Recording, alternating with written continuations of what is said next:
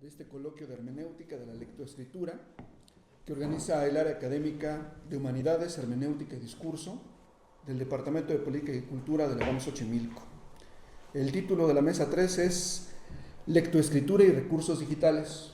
Emilio Ruiz Alanís, licenciado en Neurociencias y maestro en Ciencias, Neurobiología por parte de la UNAM, donde cursa actualmente el doctorado en Lingüística.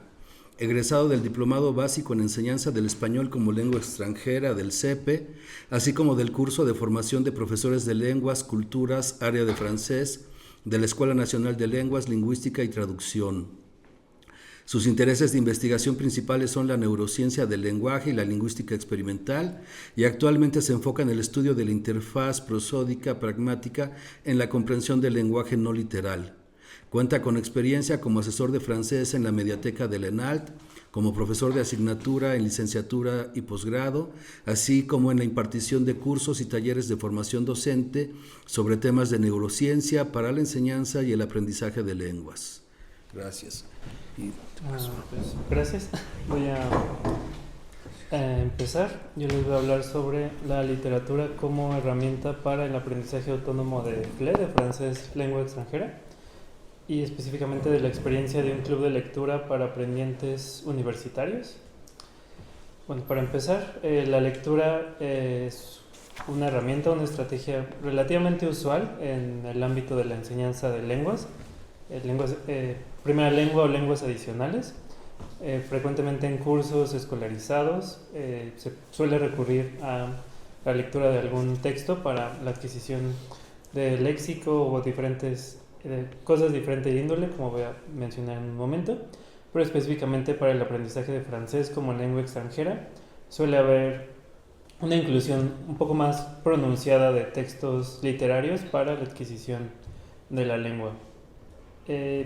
Simplemente un pequeño paréntesis, aunque la lectura nos parece algo sumamente sencillo y automatizado, la verdad es que en términos neurobiológicos requiere bastante más procesamiento del que podríamos pensar. A diferencia del lenguaje que surgió alrededor de hace unos 230.000 a 150.000 años, la lectoescritura es sumamente reciente, unos 5.000, 6.000 años. Por lo tanto, en términos neurobiológicos no ha habido suficiente tiempo para que evolucionaran estructuras cerebrales únicamente abocadas al proceso de lectoescritura. Por ello, al momento en el que las personas o los niños empiezan a ser alfabetizados, ocurren ciertos cambios en términos neuroanatómicos y neurofuncionales que pues después repercuten en que se automatiza demasiado el procesamiento de la lengua, la lengua escrita en la primera lengua, lo que puede provocar que estas cosas típicas cuando aprendemos lenguas adicionales, ¿no? Que intentamos o entendemos a leer como leeríamos en nuestra primera lengua, porque es un proceso sumamente automatizado. Entonces hay que reaprender a leer un poco, reaprender a la relación grafemas, fonemas en estas nuevas lenguas que estamos adquiriendo o que ya hemos adquirido.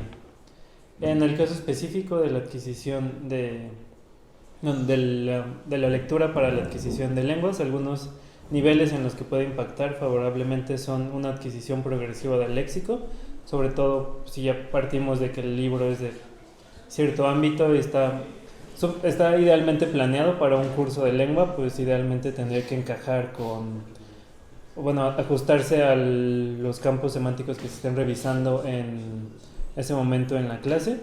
También da un reconocimiento y uso progresivo de estructuras gramaticales de complejidad creciente, con libros que empiezan a incluir tiempos verbales que no sean el presente para aprendientes niños, o en el caso de adultos, adolescentes, también un crecimiento creciente, un desarrollo creciente de la complejidad que se esté enseñando, un desenvolvimiento general de las competencias lingüísticas, no solo la competencia, la comprensión y la producción escrita, sino también la comprensión y la producción oral o en la interacción oral, cuando se discute en la historia o el texto que se haya leído en las clases.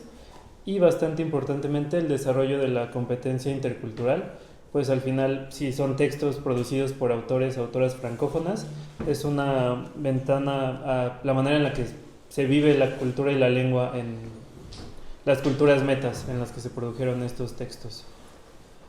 Por ello, hace algunos semestres, literalmente un par de semestres, en la Mediateca del ENALT, que es un centro de aprendizaje autodirigido de la Escuela Nacional de Lengua, Lingüística y Traducción, empezamos un club de lectura de literaturas francófonas, que es este que pueden ver aquí. Lo organizo pues, de nuevo desde la Mediateca del ENALT. Es completamente independiente de los cursos de lenguas escolarizados con los que cuenta la escuela. Empezamos en el semestre 2025-1, es decir, en agosto del año pasado. Normalmente se divide un libro de algún autora francófona a lo largo de 7 u 8 sesiones. Y hasta ahora el nivel de lectura promedio ha sido de B1, es decir, que cuentan al menos con ya un año y medio de estudios, sean escolarizados o independientes de la lengua. Las particularidades que tienen nuestros aprendientes es que a pesar de que pueden estar estudiando también en los cursos escolarizados de la ENALT o en otras instituciones, no necesariamente es así. Pueden estudiar de manera completamente independiente en nuestro centro y de hecho la mayoría de ellos no solo acuden a esta actividad, sino a otras con las que contamos, como son círculos de lectura, círculos de conversación u otro tipo de actividades, pero bueno, eso no importa en este momento. A pesar de que en el título mencionaba que son aprendientes universitarios, la población de la mediateca no se reduce únicamente a ellos, o sea, la mayor parte son definitivamente estudiantes universitarios del campus EU, pero también hay aprendientes ya de mayor edad, profesionistas, trabajadores de la entidad, por ejemplo, profesores de la Facultad de Economía o de otras instituciones, es decir, es un poco diversa también nuestra población. Hasta ahora hemos leído pues 3 libros, bueno, 2 y empezamos apenas un tercero. No sé si conozcan este de Autobiographie d'un courgette. Hay una adaptación en película animada de hace unos 10 años más o menos. El segundo fue Hommes en série, también tiene una adaptación en película y pues esto deja de ser casual, ¿no? Lo que hemos buscado también hasta ahora es que el libro que leamos a lo largo del semestre tenga una adaptación en película para que la podamos ver al final de la sesión, bueno, o sea, en la última sesión podamos discutir las diferencias que tiene con la novela, sus impresiones, en general, qué les ha parecido el libro. Y este semestre que empezamos justamente ayer, estamos leyendo cuentos, algunos cuentos de la calle Broca que quizá conozcan, y pues justamente en la segunda imagen podemos ver cómo es la dinámica del club, ¿no? A lo largo de la semana cada participante debe leer el cuento asignado para la sesión y pues debe registrar cosas que le parezcan interesantes, ¿no? Fragmentos, palabras, estructuras, tanto que ya conociera como que no, que le llamaran la atención para discutirlas en la sesión semanal, en donde pues además de simplemente comentar qué les había parecido los capítulos o el cuento en este caso, hacer algunas actividades como preguntas guía, otros juegos de mesa, dibujos en algunas sesiones. Ayer estuvo un poco no tan ideal el inicio porque no habían recibido el libro los participantes, entonces lo que hicimos fue leer rápidamente el cuento, se prestó la sesión para ello, entonces digamos que tampoco hubo gran problema, ¿no? Entonces son algo flexibles las actividades que podemos llevar a cabo. Y en esta ocasión no vemos los capítulos hasta el final del ciclo, sino al final de cada sesión, ¿no? Como cada cuento tiene una adaptación correspondiente de la serie animada, pues empezamos a leer el cuento y luego ver el episodio correspondiente. No sé, creo que fui muy rápido, pero sí, una dificultad que habíamos tenido en semestres anteriores y por las que optamos por cuentos en este semestre fue que a partir de ciertas sesiones, o sea, segunda o tercera sesión, ya no se podían integrar nuevos participantes porque ya llevábamos un trozo significativo de la novela, ¿no? Del libro, entonces eso evitaba que hubiera nuevos integrantes. Por eso en esta ocasión optamos por cuentos, ¿no? Para que no hubiera esta necesidad de seriación y puedan incluirse en cualquier momento a lo largo del semestre. Digamos, en términos de conclusiones, hemos visto que el club ha logrado contribuir al aprendizaje autodirigido de francés como lengua extranjera de los aprendientes. Vemos que al inicio del semestre cuentan con cierto nivel, hacia el final del semestre es posible apreciar un desarrollo, al menos en términos de producción oral, ¿no? Adquieren confianza para expresarse, para interactuar con el resto de los participantes, pero algunos de los retos que todavía tenemos son mantener los niveles de asistencia. Al inicio son muchos participantes, ¿no? Hasta 10, 15, pero hacia el final del semestre quedan 2, entonces mantener la fidelidad a lo largo del semestre sigue siendo uno de los retos. Esperemos que el haber cambiado a cuentos contribuya a mantener eso, que no haya esa necesidad de leer la novela a lo largo del semestre, y también diversificar los textos elegidos. Hasta este semestre habían sido novelas, incluso ahorita siguen siendo autores franceses nada más, no ha habido una inclusión de diversidad de autores quebequenses o del Magreb, otras partes francófonas, pero también es cierto que encontrar textos escritos en francés magrebí que sean adecuados para un nivel A2, B1 es complicado. Entonces hasta ahora mantener esa diversidad, o bueno, buscar esa diversidad se ha visto un poco limitado. Pero en general pues hemos visto buenos resultados, siento, si yo mismo lo puedo decir, porque creo que hemos podido mantener el interés de los participantes y pues no sé, creo que era todo lo que tenía que decir. Un poco rápido.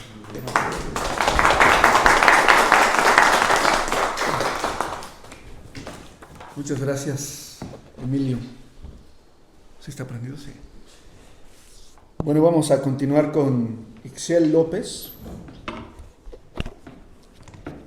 Nos envió su semblanza un poco larga, entonces la voy a, que es muy bonita además, pero la voy a tener que abreviar. Es de raíz maya chontal, nació en Villahermosa y creció en los pueblos de Aquiles Cerdán y Balancán.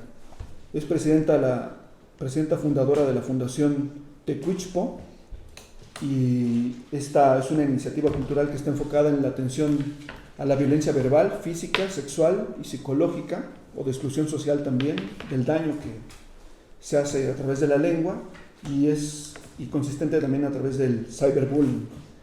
Desde niña comprendió que escribir era una forma de preservar lo que merece ser contado. A los 7 años publicó su primer cuento, muy joven, la niña, Blancas Mariposas, y ha venido publicando, y recientemente en el 2024 publicó Los Caminos del Jaguar. Ha sido galardonada por la Comisión de Cultura del Senado de la República. También ha fungido como asesora discursiva en temas de género e interculturalidad. Actualmente se desempeña como directora de la Confederación de Asociaciones de Jóvenes Lectores y Escritores en la Ciudad de México, donde radica. Estudia actualmente la licenciatura en Política y Gestión Social en la UAM Xochimilco, y además escribe para que los pueblos donde vivió habiten en la literatura contemporánea. Adelante. Bien, buenos días. Mi nombre es Ixiel López. Como mencionaron, también presido una iniciativa que se enfoca en justo llevar la lectura y diferentes formas de artes a niños en contextos de marginación. Actualmente estamos desarrollando la propuesta en Ciudad de México, pero planeamos expandirnos a otros estados de la República.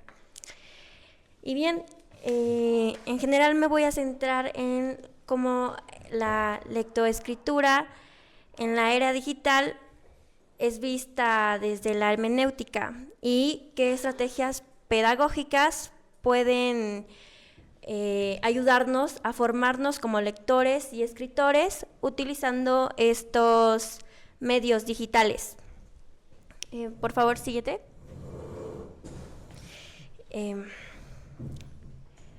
Nos encontramos en una realidad desafiante desde que ha evolucionado toda la era digital. La lectura y la escritura, que son prácticas que se habían establecido en un solo medio impreso, ahora tienen una nueva forma y es digital.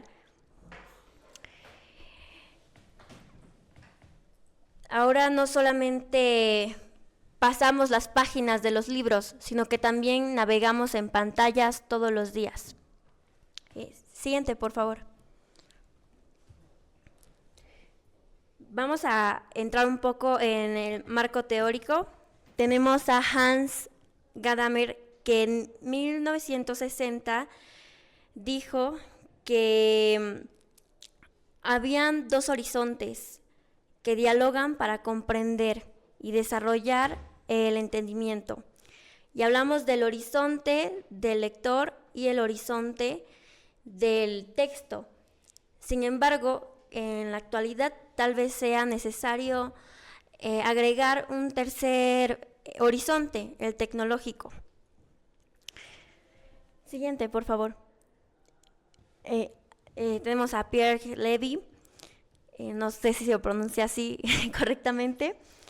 Él nos define la inteligencia colectiva, que dice: nosotros no podemos formar un conocimiento de manera individual, necesitamos aprender de otros como otros necesitan aprender de nosotros y de lo que podemos brindar.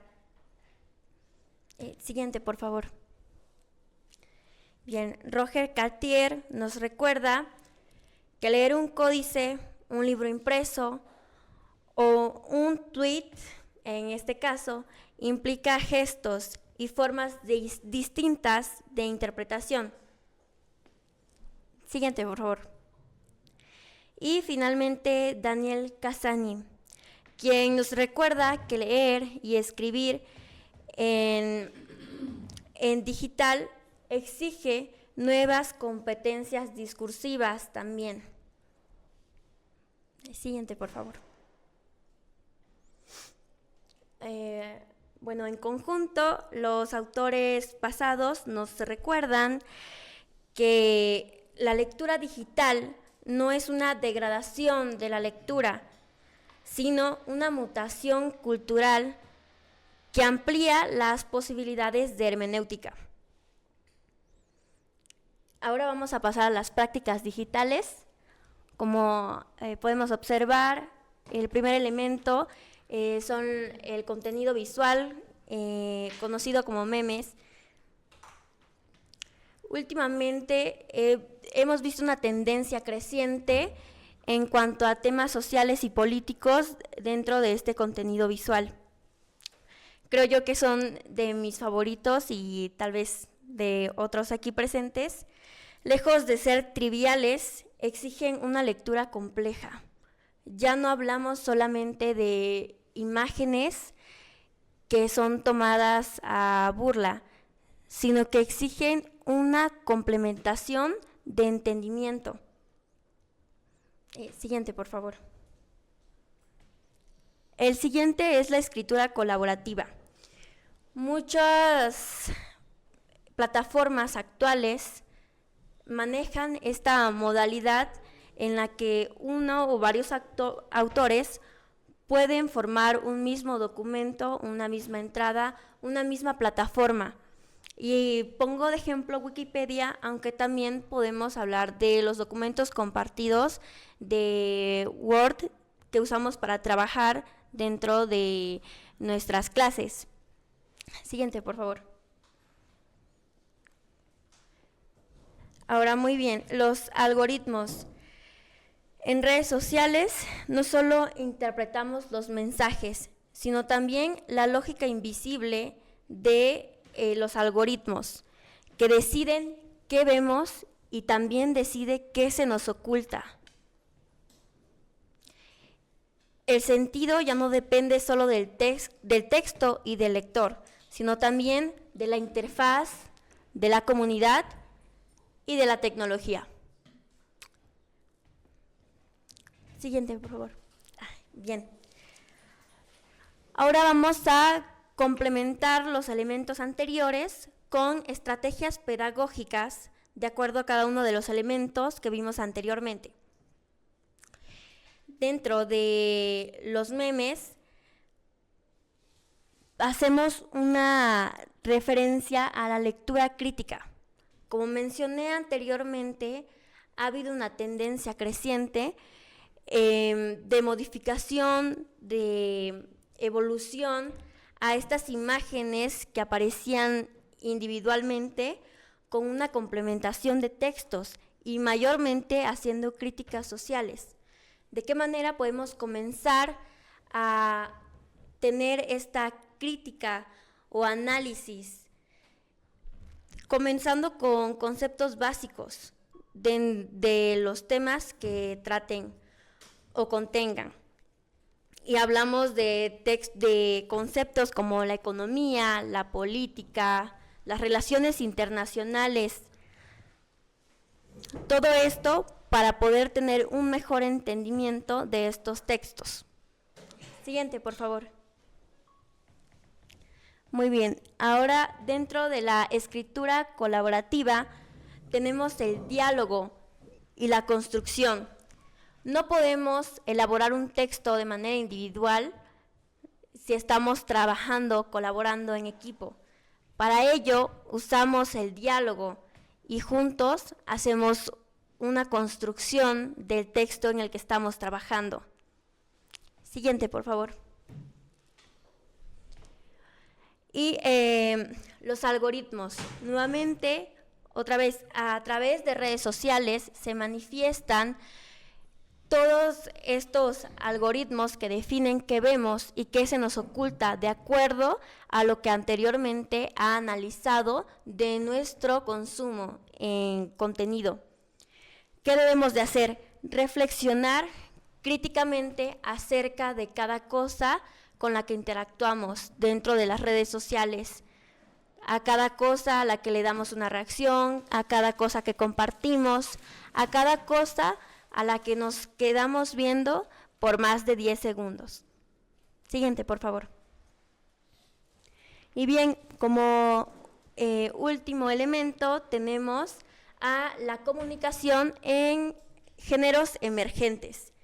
Y me refiero a otro tipo de textos más cortos como tweets o otros textos que sigan surgiendo dentro de esta era digital.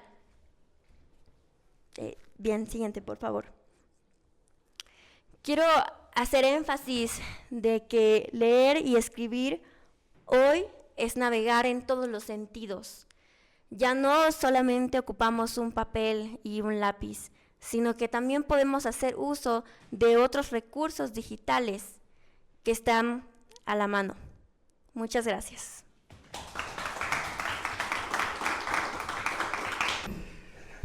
Marco Antonio Molina es egresado de la licenciatura en Letras Hispánicas de la UAM Iztapalapa, cursó la maestría en Literatura Hispanoamericana en la Facultad de Filosofía y Letras de la UNAM y el doctorado en Literatura Hispánicas en el Colegio de México. Desde el 2003 es profesor investigador del Departamento de Política y Cultura del área de investigación de Polemología y Hermenéutica, que hoy se llama Área de Humanidades, Hermenéutica y Discurso. Muchas gracias, Marco Antonio.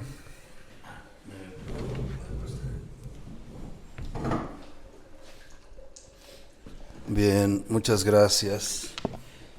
Ya aviso, antes de comenzar, ya hay café, hay galletas y el agua, ahorita traen también para quienes quieran tomar agua, por favor. Bien. Bueno, voy a empezar entonces. Voy a hablar del papel del autor y el lector en las redes sociales digitales. En el contexto, y ya Ixchel nos explicó un poco eso, cuál es el contexto en el que estamos. En el nuevo contexto de las redes sociales digitales ha modificado no nada más lo que es la escritura en sí, sino también la relación entre lo que es el autor y el lector. Estamos en este momento en una presencia predominante de lo que Walter Ong llama la oralidad secundaria. Eso me parece que es muy importante porque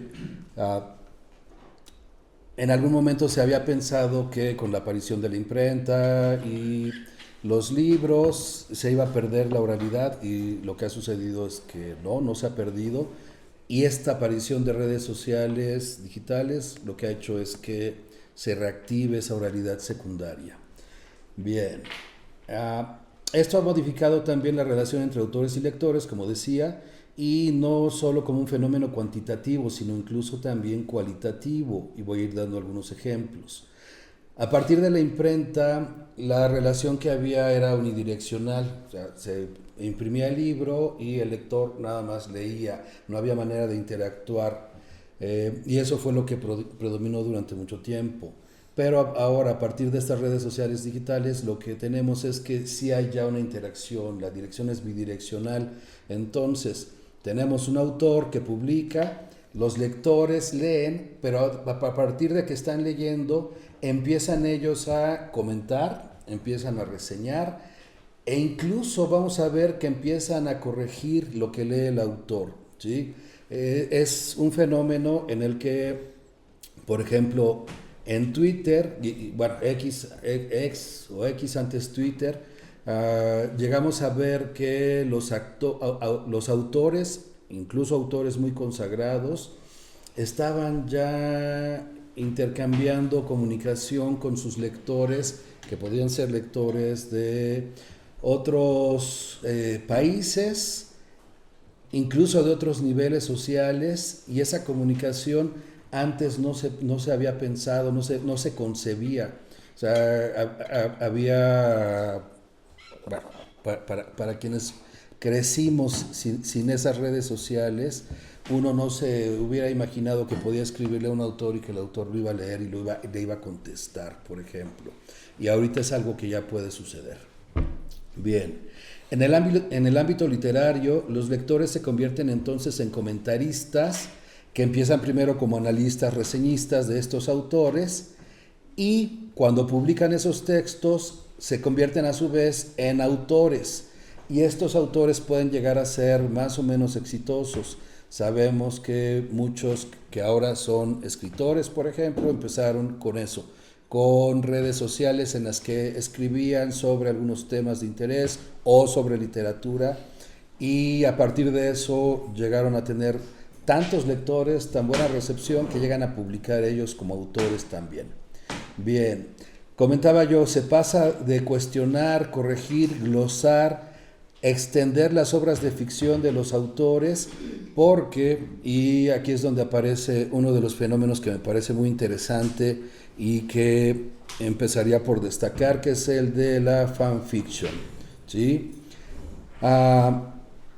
Recordamos, fanfiction es cuando los seguidores o lectores, los fans, por eso se llama fanfiction, los fans de una obra literaria empiezan a escribir sus propias versiones de los textos literarios que ellos leyeron, ¿sí? Entonces tenemos un fandom es el grupo de seguidores de una obra. Tenemos un fandom como Harry Potter, por ejemplo, o de Crepúsculo, que es otro ejemplo que voy a mencionar también. Y los fans empiezan a escribir sus propias versiones. No, a mí no me gustó tal cosa, voy a escribir y voy a cambiar el final. No me gustó que se muriera tal personaje y entonces escribo la versión donde no se muere. O yo quiero que estos dos personajes se casen y escribo la historia donde estos dos personajes se casan. Entonces todo eso empieza a ser, y además empieza a ser muy exitoso.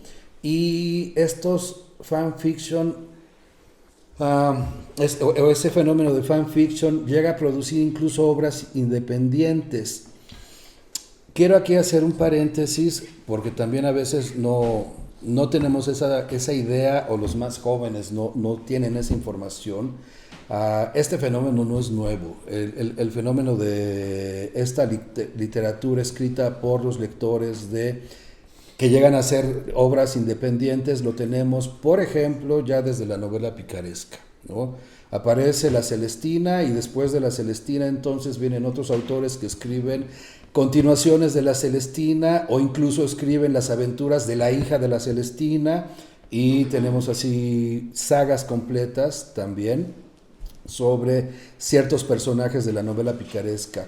O, por mencionar una de las obras cumbre de la literatura española, el Quijote, ¿sí? Que cuando Cervantes se tarda en sacar su segunda parte del Quijote, uno de sus lectores, un poco más impaciente, escribe su segunda parte, ¿sí? El Quijote de Avellaneda. Y además aquí sucede una cosa muy curiosa, porque cuando leemos la segunda parte del Quijote, nos damos cuenta de que Cervantes, más o menos a la mitad de la novela, se entera de que existe el Quijote de Avellaneda, y entonces en la misma novela, en la segunda parte, empieza a hablar de ese Quijote de Avellaneda, llega a negarlo, decir yo no escribí. Bueno, es el personaje en realidad que esto lo hace más complejo, el personaje el que dice yo nunca hice eso, yo nunca fui a tal lugar. Y bueno, este fenómeno entonces del fanfiction no es nuevo. Pero la diferencia es que ahora con las redes sociales digitales lo que tenemos es que esas obras se popularizan y se conocen, se difunden muy bien. Tenemos los ejemplos que acabo de mencionar de la novela picaresca o del Quijote, pero obviamente eran obras aisladas, eran obras excepcionales en cuanto a que no todo mundo podía escribir y no todo mundo podía publicar esas obras que escribía tomando como modelo una obra original, pero con la aparición de las redes sociales digitales esto ya se puede hacer, porque ya se puede escribir cualquiera, hay páginas, plataformas dedicadas exclusivamente a esto, por ejemplo Wattpad o fanfiction.net. Y ejemplos recientes de este fenómeno es, por citar solo dos, Las 50 sombras de Grey, por ejemplo, que ya sabemos que está la novela, incluso hay una película, ¿sí? Comenzó como un fanfic de Crepúsculo. Y también Ciudad de Huesos, que también tiene una novela, tiene serie, tiene película, empezó originalmente como un fanfic de Harry Potter. Y en ese caso, además, se independiza porque después hace su propia serie de novelas que ya son completamente independientes de la obra original. Bien, entonces, las redes sociales digitales lo que están haciendo es que están democratizando la escritura. Están haciendo accesible a cualquiera que quiera leer, escribir y publicar, que pueda llegar a esos lectores. En estas páginas que digo, especializadas en fanfiction, quienes entran ahí ya saben lo que van a leer, entran buscando eso y llegan a ser tan populares, como mencionaba, que incluso los autores más populares publican sus obras ya como obras independientes. Obviamente en esos casos, por cuestiones de derecho de autor, cambian el nombre de los personajes, cambian el nombre de los lugares, etcétera. Tienen que desprenderse de la obra original para no tener problemas de derechos de autor, pero el modelo fue originalmente una obra anterior, una obra previa. Bien, características de los textos en estas redes sociales digitales. En primer lugar, una de las características más evidentes es que los textos se van haciendo más breves, ¿sí? Esto ya lo señalaba en 2009, cuando todavía el fenómeno era muy reciente, Roberto Balaguer. Él señaló en ese momento algo que ahorita estamos viendo nosotros con mucha más claridad. O sea, estas estructuras, estos textos breves, y me estoy refiriendo no nada más a textos escritos, también estoy pensando en videos, ¿sí? Están modificando las estructuras mentales de los usuarios. Lo sabemos ahora.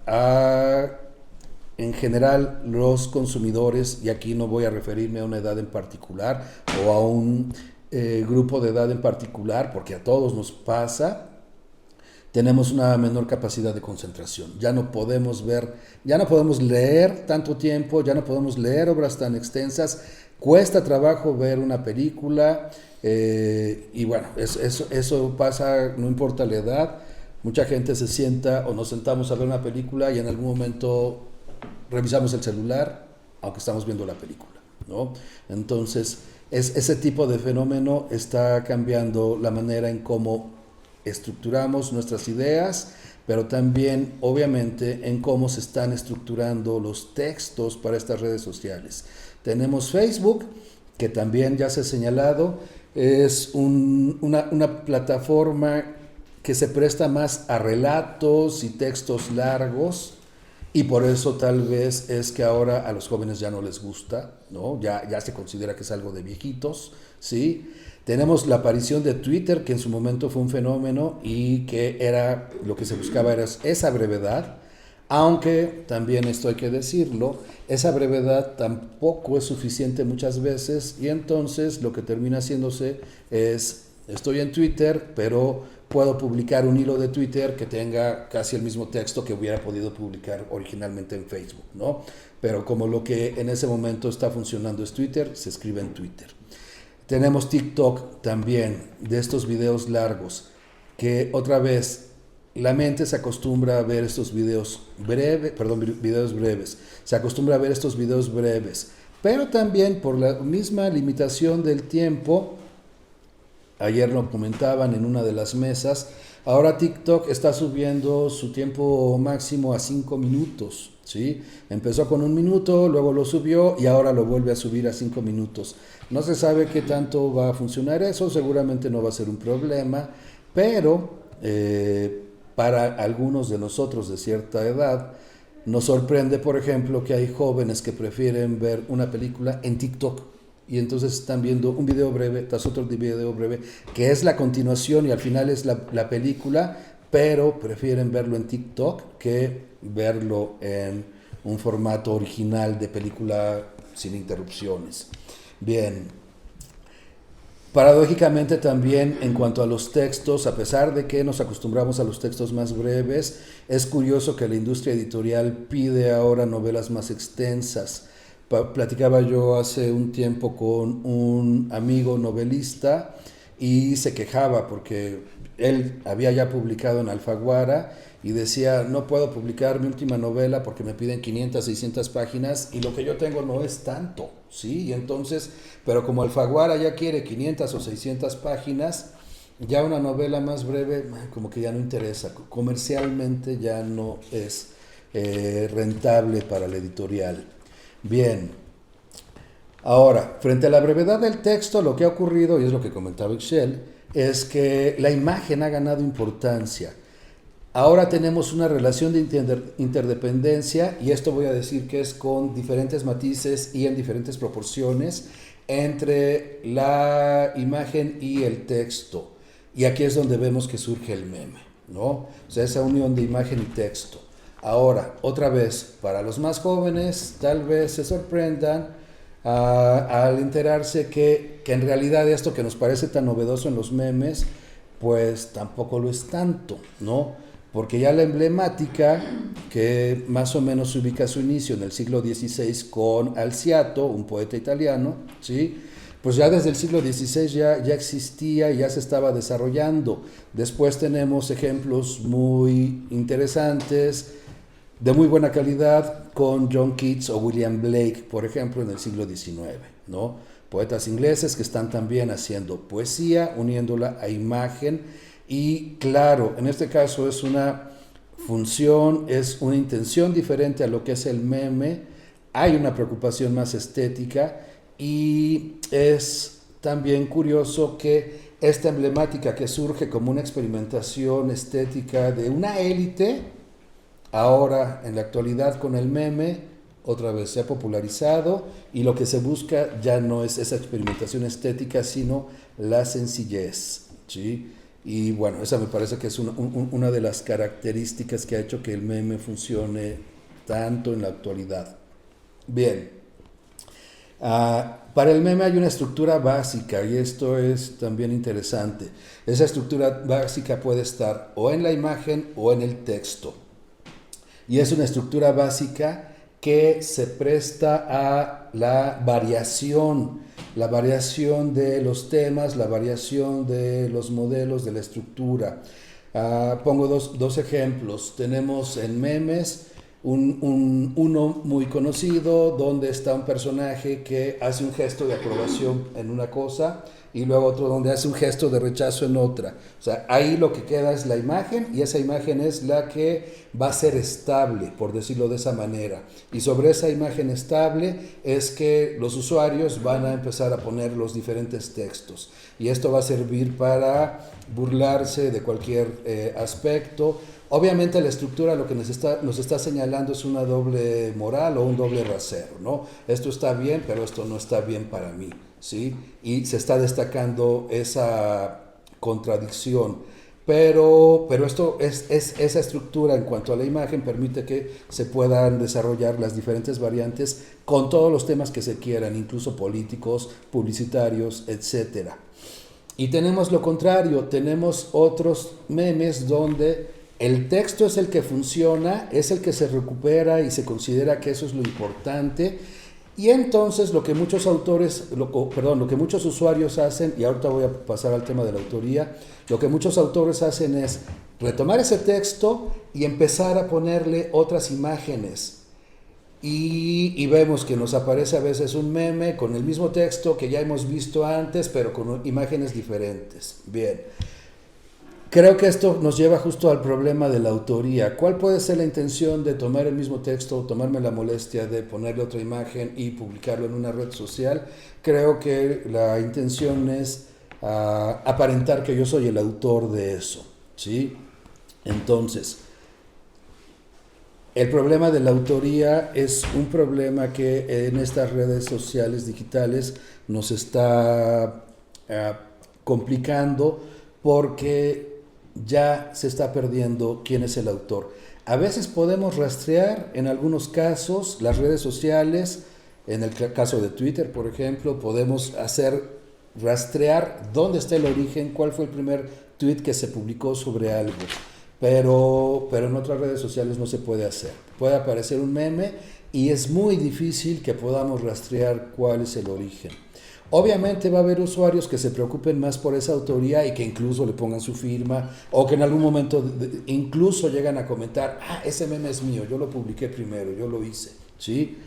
Pero lo interesante es que en estas redes sociales digitales parece que eso no importa. O sea, le importa más a algunos autores, pero en general a los usuarios no les interesa saber quién es el autor. Parece que eso, y esto me lleva a pensar también en lo que es la literatura tradicional. En la literatura tradicional no importa quién es el autor, se perdió, no sabemos quién es, lo que nos importa es el texto o el producto que tenemos nosotros, y eso es lo importante. Bien.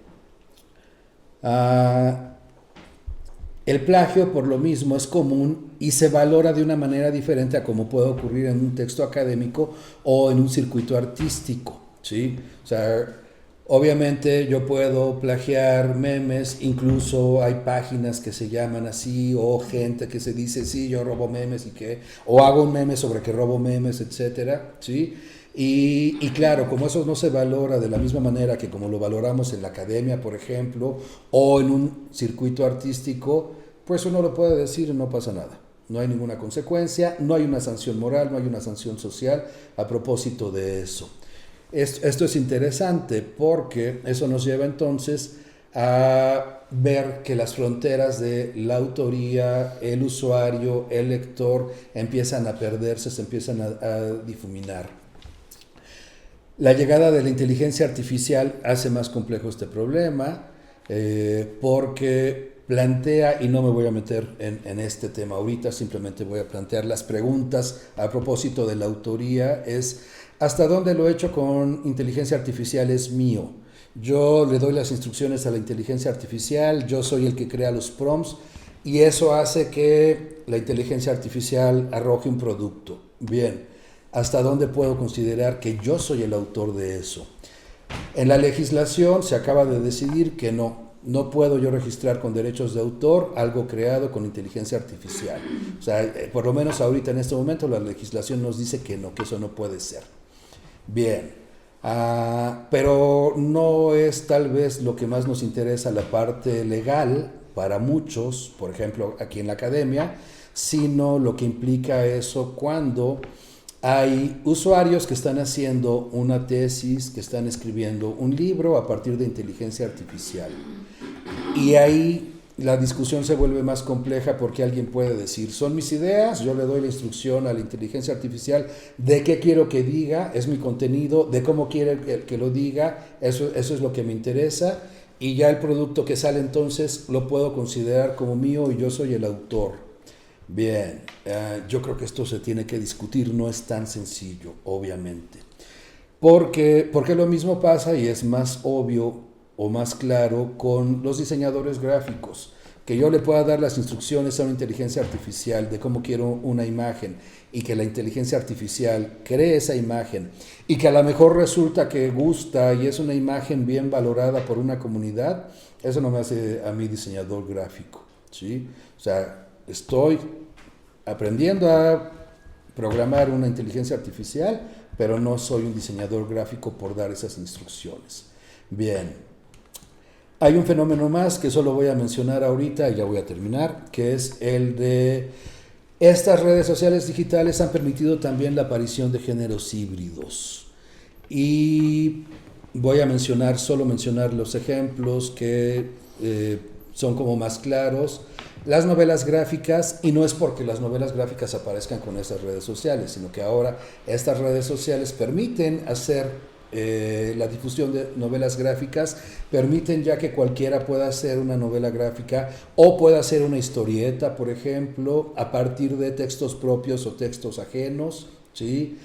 Permite la mezcla de géneros relacionados con textos históricos, periodísticos y textos académicos o de textos que normalmente se consideran géneros ficcionales o literarios con textos periodísticos o textos académicos, ¿sí?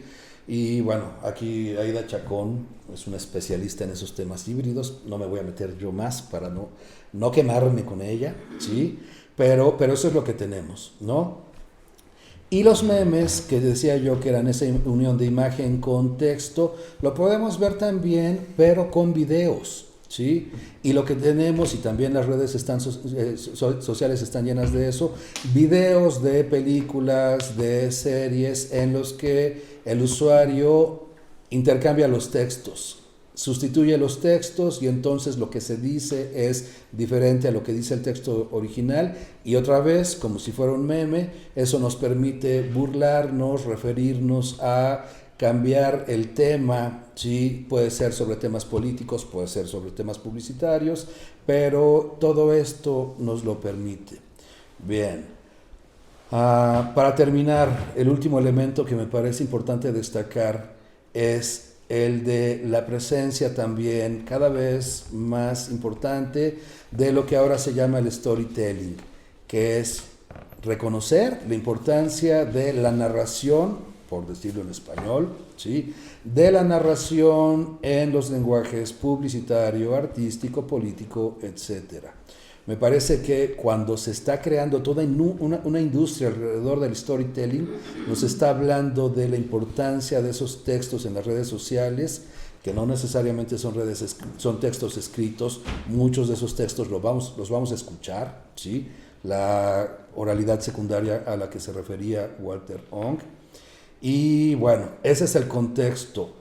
Ya por último, para conclusión, creo que nosotros como docentes de la lectoescritura es el contexto al que nos estamos enfrentando y me parece que en vez de asustarnos con todo esto, más bien deberíamos aprovecharlo a nuestro favor en nuestros cursos. Muchas gracias.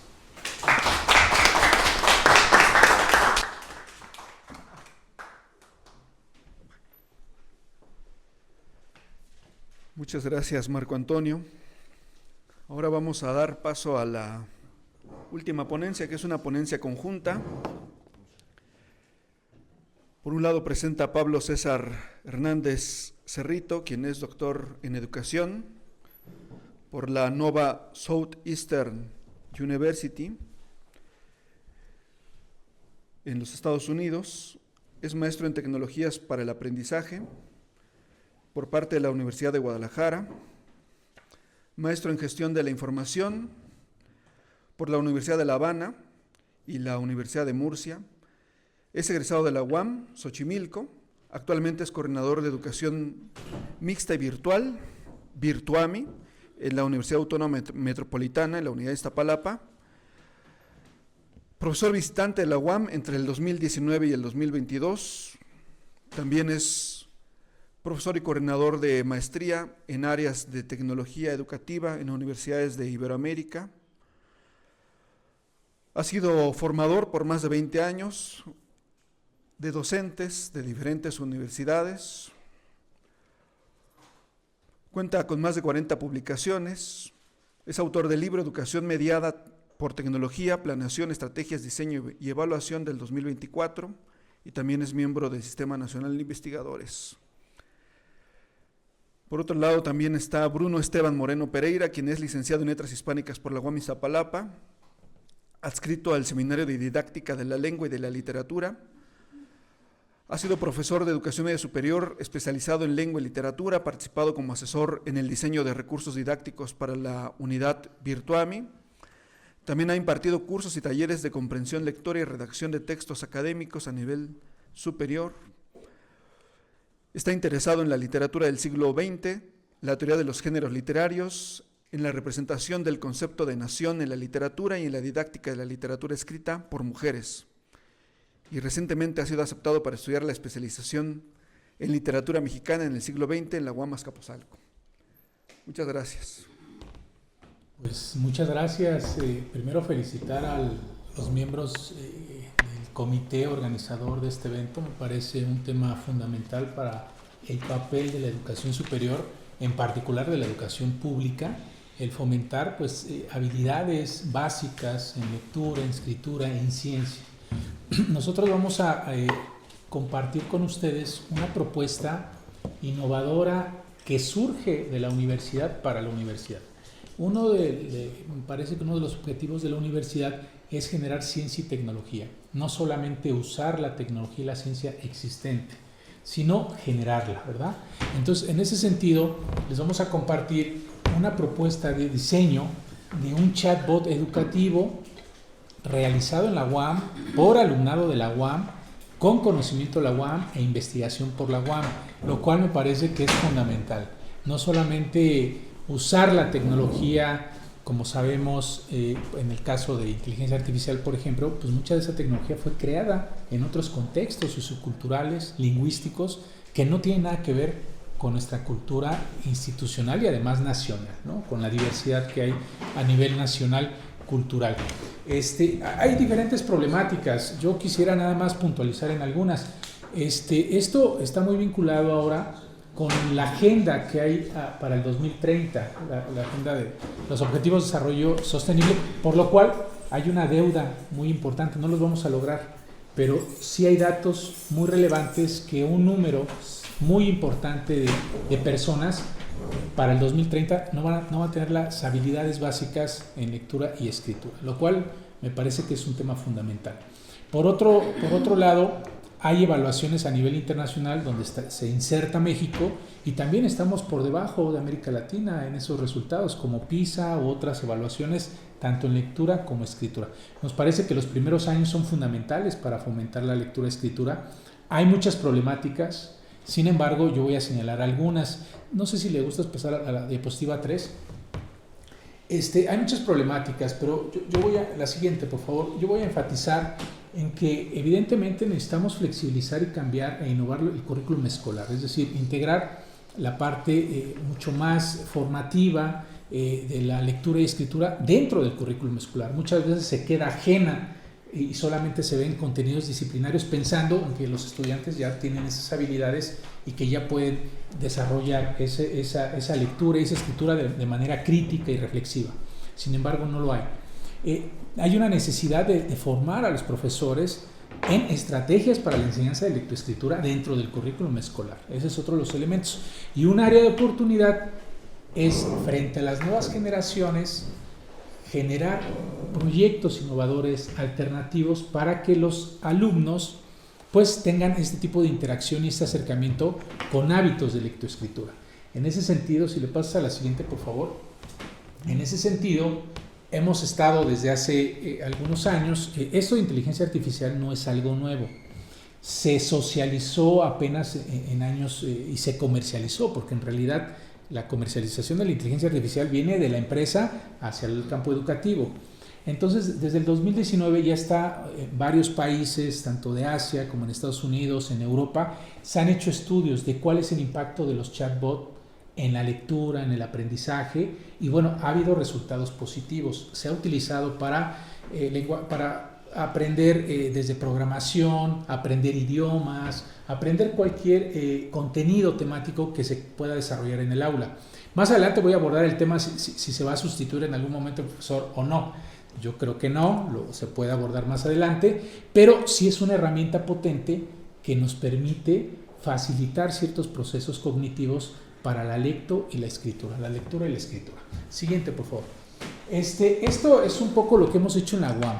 Una de las cosas que vemos y limitaciones y riesgos de la inteligencia artificial como ChatGPT, llámese Gemini u otro, o DeepSeek, por ejemplo, es que se alimenta de información que muchas veces no está filtrada. Hay muchos riesgos, hay sesgos lingüísticos, hay sesgos incluso también políticos o culturales, que si no están bien tratados o si la persona que está utilizando esa herramienta no tiene esas habilidades, pues realmente lo que está haciendo es deformando o generando desinformación, ¿no?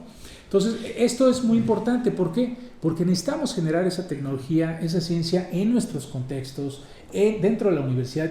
Yo creo que la universidad es un espacio privilegiado para la generación de conocimiento y de ciencia. En ese sentido, empezamos a partir de la pandemia. Hubo una situación inédita muy importante. La UAM creo que respondió bien al integrarse a esta dinámica de la contingencia y dar continuidad durante la pandemia a actividades de docencia, investigación a través de los medios digitales. Se hizo una comisión y en esa comisión surgió la idea de por qué no utilizar un chatbot para cuestiones de gestión escolar. Y funcionó bien, es decir, había dudas repetitivas de cómo me inscribo, qué puedo hacer en un proceso de control escolar, lo cual sucedió bien y se utilizó un bot genérico. Un bot genérico era gratuito y se podía utilizar para esa función. Sin embargo, pues ese bot después empezó a cobrar dinero por el uso que debía de tener. En ese sentido, siguiente, por favor, empezamos a trabajar a partir del 2022 con un desarrollo propio de la universidad. De hecho, este es pues de alguna forma un organismo que hizo una convocatoria en el 2022, que es MetaRed, que es para evaluar el desarrollo de la tecnología y la innovación en las universidades. Participamos ahí con el desarrollo de un chatbot para el aprendizaje híbrido, lo cual quedamos dentro de los 11 finalistas. Estaba Brasil, España, una serie de países, lo cual nos pareció muy interesante y un área de oportunidad muy, muy importante. Siguiente. Hemos sistematizado la experiencia. Ya utilizamos el bot de diseño propio, tanto tecnológico como educativo, en varias áreas, en varios conocimientos. Uno de ellos que nos parece fundamental es que les cuesta mucho a los alumnos de licenciatura y posgrado generar un buen diseño de investigación. ¿Cómo genero mi objetivo adecuadamente? ¿Cómo genero mi marco teórico? ¿Cómo genero mi metodología? En ese sentido, probamos con una alumna de posgrado este bot. Fue una tesis de maestría, y lo probamos con alumnos de licenciatura y de posgrado y medimos grupo control, grupo experimental, cómo les fue en estos temas de investigación, si podían mejorar la redacción de los objetivos, si podrían mejorar su propuesta metodológica de una investigación, y fue favorable. Fue un grupo control pequeño, sin embargo nos dio pauta a generar esta línea de investigación, de ir generando tanto la aplicación del bot como también ir investigando qué les parece a los alumnos, ¿no? Siguiente, por favor. Y bueno, algunas de las cosas que hemos detectado ahora no solamente tiene que ver con teorías de aprendizaje, no solamente tiene que ver con hallazgos en neurociencias, también tiene que ver en analizar tanto el contexto como también la parte emocional, es decir, cómo se conjugan una serie de elementos cognitivos, emocionales y contextuales para desarrollar realmente tecnología educativa acorde a la necesidad de los alumnos, ¿no? Siguiente, por favor. Y bueno, aquí voy a dejar, porque vamos a comentar ahora cómo nos fue en la aplicación con el alumnado en temas de lectoescritura, y vamos a ver también algunos resultados interesantes referente a cómo percibe el alumnado también ese uso del bot y si realmente lo está aprovechando o no. Bueno, adelante. Bueno, aprovechando esta herramienta chatbot, quisimos hacer una específicamente para enseñar a escribir, ¿no? Enseñar redacción. Y para este diseño primero nos basamos en qué conocimiento íbamos a plasmar en ese chatbot, íbamos a compartir al alumnado. Y aprovechando este esquema de Ñañez y Lucas, que plantean 5 requisitos básicos para la redacción académica, los dividimos en 2, ¿no? Aquellos que eran propios de cada área, ¿no? De académica, cada materia, y los generales básicos. Como planteamos, o más bien planeamos que sea una herramienta para toda la unidad, incluye ciencias sociales y humanidades, ciencias básicas de ingeniería y de salud, nos enfocamos en los conocimientos básicos, ¿no? En los conocimientos generales. Siguiente, por favor. Bueno, y estos conocimientos son ortografía, gramática y coherencia, ¿no? Que serían prácticamente sintaxis y como ortografía. Ahora sí, siguiente. Para el diseño, teníamos el objetivo de que el alumnado que utilizara este chatbot desarrollara progresiva y contextualmente sus habilidades de redacción, ¿no? ¿A qué me refiero con progresivo? Que no todo el conocimiento lo aprendiera en la primera unidad o en el primer momento, sino que le fuéramos dando herramientas básicas como primero acentuación, ortografía, puntuación, etcétera, que lo iban a llevar a escribir textos académicos complejos, ya llámese artículos, tesis o presentar ponencias, ¿no? Para ello quisimos también comenzar muy básicamente en la selección de temas, y por eso tenemos temas como acentuación, ortografía, les digo sintaxis, puntuación o redacción ya de párrafos y textos, ¿no? Al momento de que realizamos la primera implementación tenemos los 3 primeros temas ya cargados: acentuación, ortografía y sintaxis. Para los temas, digamos, para que los alumnos aprendieran estos temas, diseñamos diferentes tipos de actividades. La primera actividad es una evaluación que el propio alumno va a tener en el chatbot, que no queríamos que fuera una evaluación de, bueno, lo hiciste, al final te damos, sacaste 8 de 10, 9 de 10, 5 de 10, sino que conforme fuera respondiendo las preguntas, el chatbot le decía, estás mal en esto, estás mal en otro, estos temas te fallan, para que el propio alumno supiera qué temas no domina completamente, qué temas domina más o menos y cuáles domina completamente y no tiene que revisar, ¿no? También para que no tuviera que empezar desde cero inmediatamente, sino él dijera, ok, estoy en nivel 2, puedo comenzar con la unidad 2 y de ahí partimos, ¿no? Otra actividad era materiales de lectura. Como explicaba el doctor Pablo, no podíamos solamente copiar links o mandar bibliografía de revisa tales cosas por este sesgo que pudo haber tenido, entonces preferimos diseñar los materiales de lectura para, digamos, tener ese ojo crítico de gente especializada en ortografía y redacción, de qué sí es bueno aprender, qué no necesariamente, y digamos la manera más didáctica, porque al final es un texto que van a leer, ¿no? No hay un profesor que le va a explicar sus dudas, entonces también buscábamos que fuera lo más claro y conciso posible para que les quedara claro. Y luego ya la actividad, digamos, más nutritiva era una serie de temas que ellos iban a escoger cuál era el tema que iban a trabajar y les hacíamos preguntas, ¿no? Desafortunadamente por la herramienta que es el chatbot, tenían que ser preguntas de opción múltiple. Sin embargo, buscamos que fueran de identificación de errores, corrección de errores y, digamos, del conocimiento teórico, ¿no? La siguiente, por favor. Aquí vemos ejemplos de cómo funciona el chatbot, ¿no? Digamos, esta primera imagen es cómo damos la bienvenida al usuario. Tenemos los 3, ¿no? Que les decía. La evaluación, que es general, que le va diciendo aquí estás bien, aquí estás mal, revisa tal tema. La práctica, que son estas preguntas de opción múltiple, y el material de lectura, ¿no? Igual, conforme va avanzando en la práctica, hay una barra de porcentaje que le va indicando al alumno qué tanto le falta del ejercicio, ¿vale? Siguiente, por favor. Aquí vemos los temas que ya tenemos cargados, por ejemplo, para la unidad 1, que es acentuación, unidad 2, ortografía, y unidad 3, sujeto, verbo, complemento y oración. Y cómo funciona, ¿no? Identifica el error o la respuesta correcta. Siguiente, por favor. Aquí vemos, por ejemplo, cómo funciona el material de lectura. Cuando le damos en estudiar, nos aparece esta ventana y seleccionamos qué unidad vamos a estudiar, qué tema en particular, y le aparece inmediatamente el PDF. No es necesario salirse de la aplicación, salirse del chatbot, el usuario puede leer el contenido ahí mismo, ¿vale? Siguiente, por favor. Y bueno, realizamos una primera implementación con un grupo de posgrado en historia. Para eso realizamos un pretest y un posttest. Ambos era 80% preguntas de opción múltiple, 20% preguntas abiertas. En el posttest también dejamos una parte final de retroalimentación a nosotros, ¿no? Que lo que explicaba el doctor Pablo, cuál es la reacción del usuario ante el chatbot. Para esta implementación tuvimos estos pasos.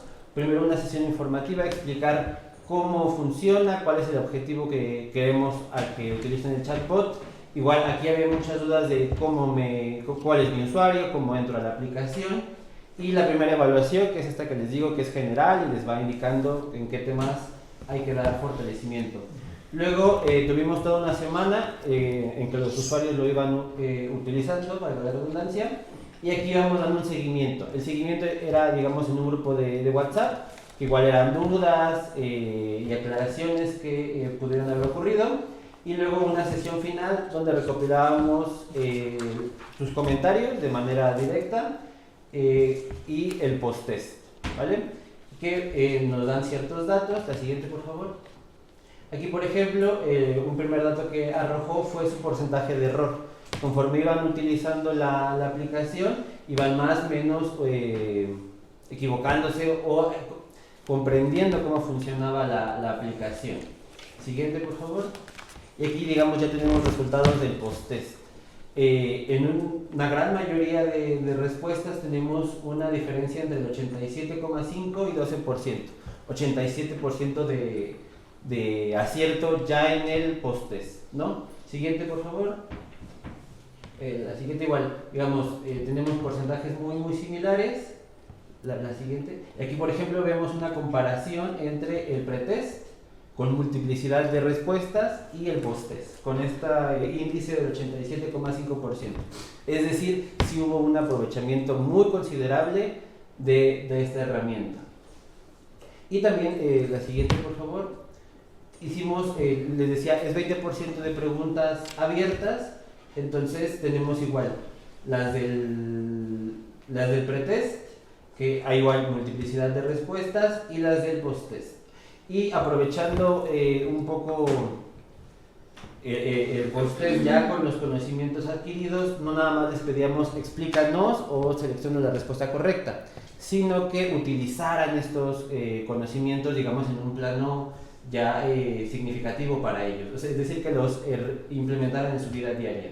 Siguiente, por favor. Aquí vemos una comparación entre pretest y post-test de preguntas muy similares.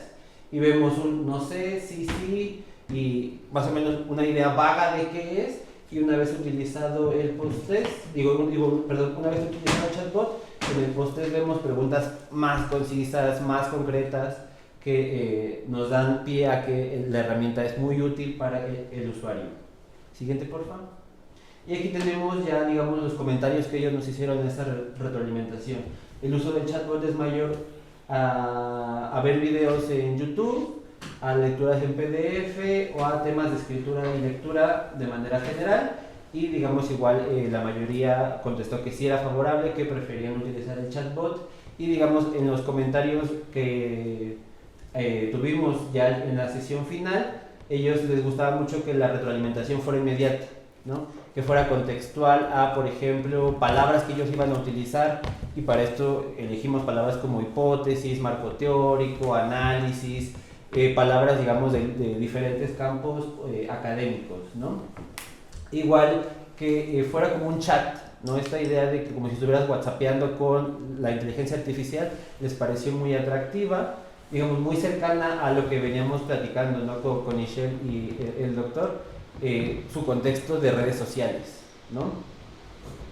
Y sí, quieres ponerla así. En realidad, estos son algunos de los comentarios de los alumnos, lo cual nos hace reflexionar el papel y el rol del docente.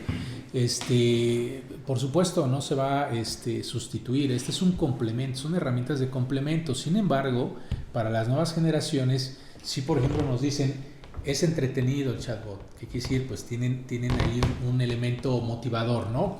Es rápida la interacción, es importante, pero uno de los últimos mensajes dice, permite la práctica ya que es una herramienta más didáctica. Entonces nos da la oportunidad y un área muy importante de explorar este tipo de herramientas a nivel cognitivo, también emocional, socioemocional y también contextual. En ese sentido creemos, y por los resultados que hemos tenido, que es una herramienta que permite complementar, ¿no? Nunca sustituir, sino complementar. Y se puede utilizar, ahorita lo hicimos para el tema de lectoescritura, pero la verdad es que ese tema de lectoescritura pues viene desde los niveles básicos. Lo queremos posicionar a nivel básico y ir creciendo, pero se puede utilizar en todos los niveles educativos. Se puede utilizar para la enseñanza de inglés, para la enseñanza de francés. O sea, la estructura tecnológica y didáctica está ahí. Lo único que nos parece también importante es la curación y la elaboración de material didáctico adecuado, bien seleccionado, para que esto pues tenga realmente un valor, no sea simplemente información que te arroja y luego hay que validar y luego hay que revisar si esas fuentes existen o no existen, ¿no? Entonces, por este lado nos parece que hay una área muy importante de profundizar en esta línea. Sí hemos estado interactuando con varias redes, una de ellas tiene que ver con la literacidad, pero también con el campo de informática, por ejemplo.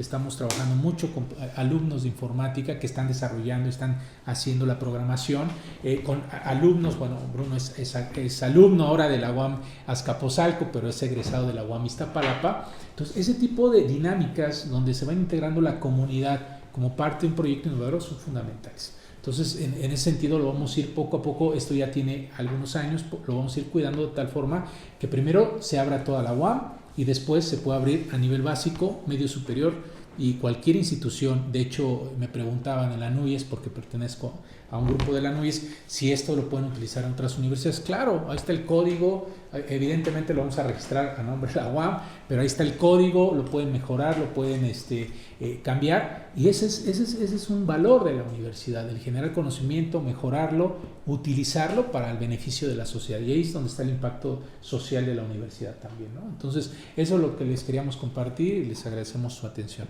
Muchas gracias.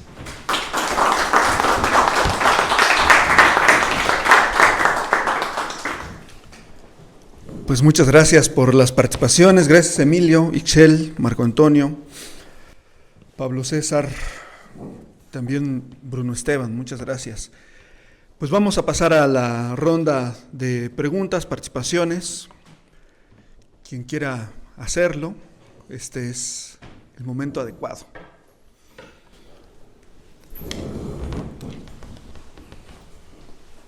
Gracias.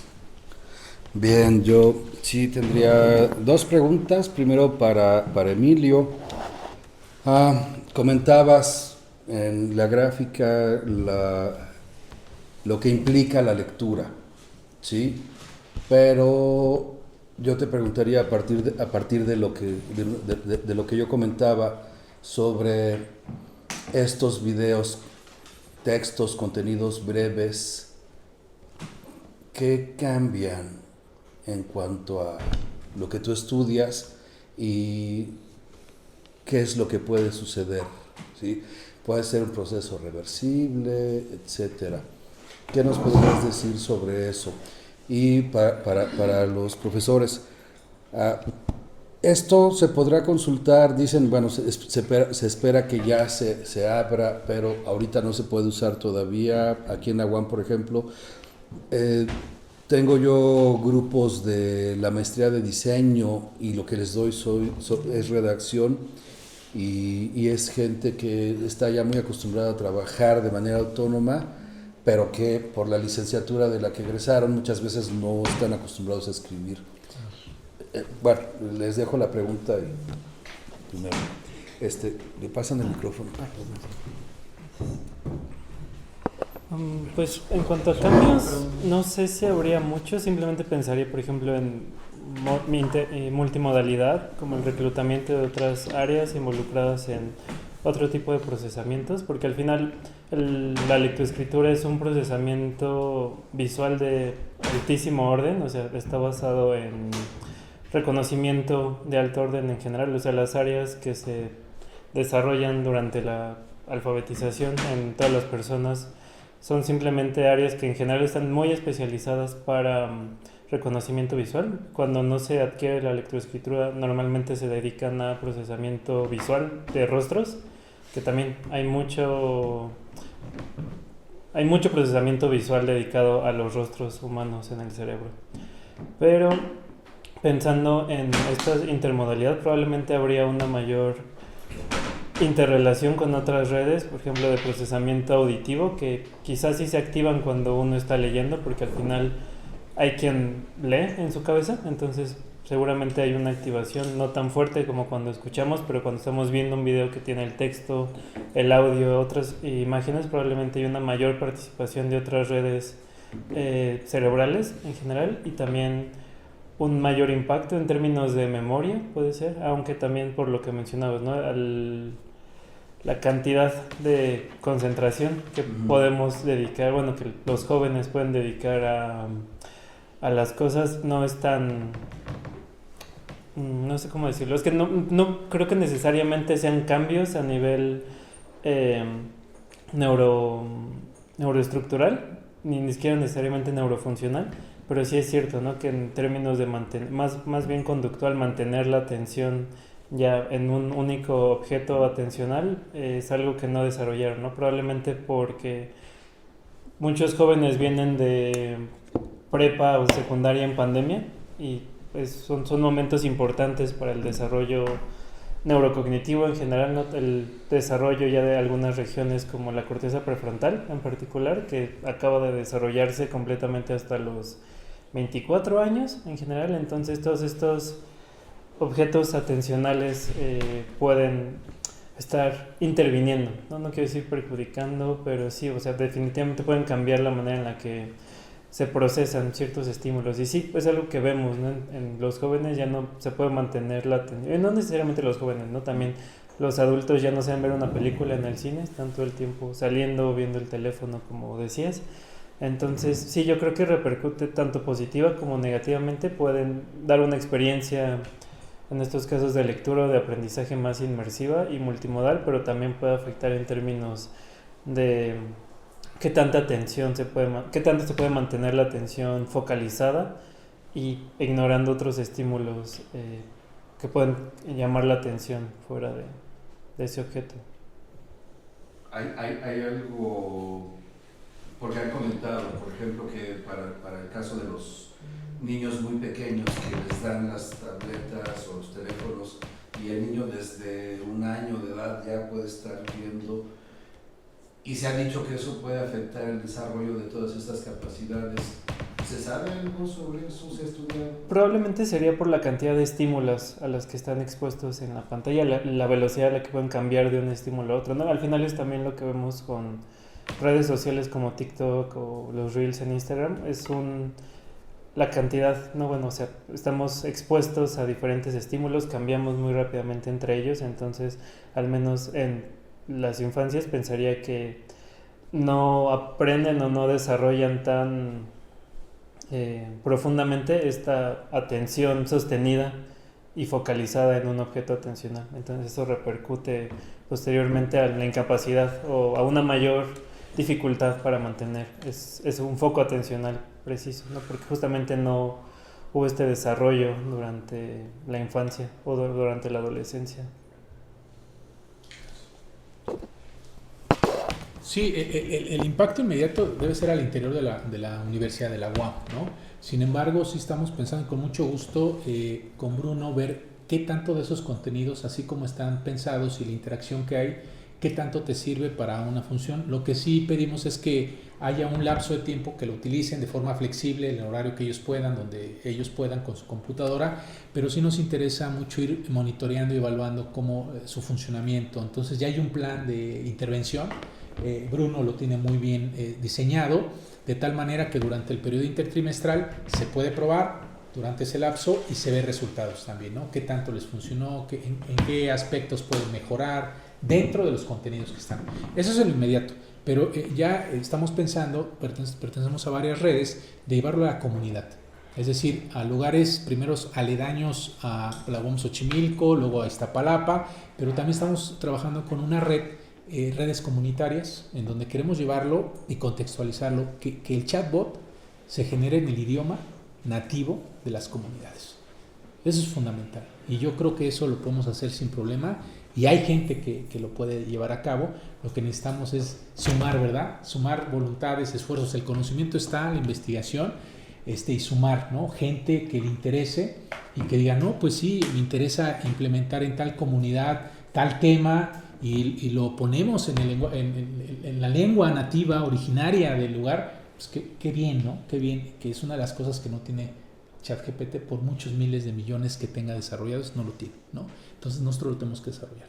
Entonces ese tipo de aspectos creo que son muy valiosos, pero sí necesitamos que se vayan sumando tanto investigadores, que tenemos varios, pero también gente que le interese participar, alumnos, gente de asociaciones civiles o que emprenda proyectos innovadores, ¿no?